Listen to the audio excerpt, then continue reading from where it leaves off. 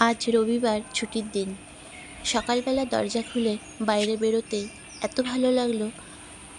আকাশে কোনো মেঘ নেই, সূর্যি মামা উঠেছে, চারিদিক আলোয় ঝলমল করছে। আর বাগানের দিকে চোখ যেতেই দেখলাম গাছে আজকে এত ফুল ফুটেছে।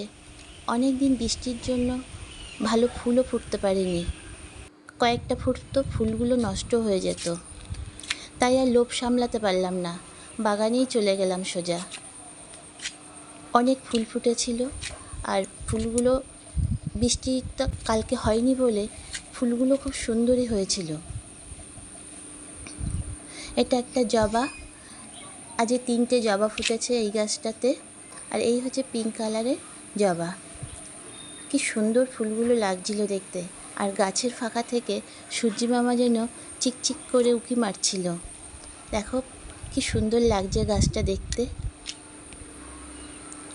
আর এই গাছটায় অনেকগুলোও ফুটেছিল ফুল। তাই এত সুন্দর পরিবেশটা ক্যামেরাবন্দি না করে আর পারলাম না। এখানে নীলকণ্ঠ ফুল গাছ ছিল।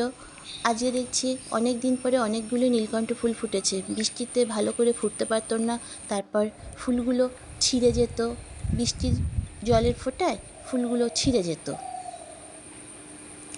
এই গাছটাতে মানে পোকা হয়েছে। এই যে জবা গাছটা দেখো, জবা ফুলটা দেখো কীরকম হয়ে গেছে। ওষুধ দিতে হবে গাছটায়, নাহলে এই একটা ডালেই হয়েছে, এই ডালটাতে এই ডাল ফুলগুলো একদম কীরকম হয়ে গেছে, কিন্তু অন্য ফুলগুলো আবার ভালোই হয়েছে।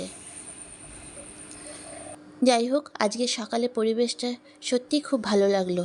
তা বাগান থেকে ঘুরে এসে চলে আসলাম আমার নিত্যদিনের কাজ, গোপাল পুজো। সকালবেলা উঠে গোপাল তুলতে হয় আমার। তা গোপাল স্নান করিয়ে গোপালকেই গয়নাগাটি পরিয়ে দিচ্ছি। প্রথমে চেনটা পরালাম, তারপর মাথার চূড়া দিয়ে তারপরে শেষে বাঁশি দিলাম। তারপর গোপালকে ভোগ দিয়ে দিলাম। সকালবেলা এই দিয়েই দেই, কাজু কিশমিশ মিশ্রি কুচি এই দিয়ে সকালবেলা গোপালকে ভোগ দেই। ভোগ দিয়ে তারপর দিনটা আমার শুরু হয়। এরপরে চলে যাব রান্নাঘরে। যাই হোক,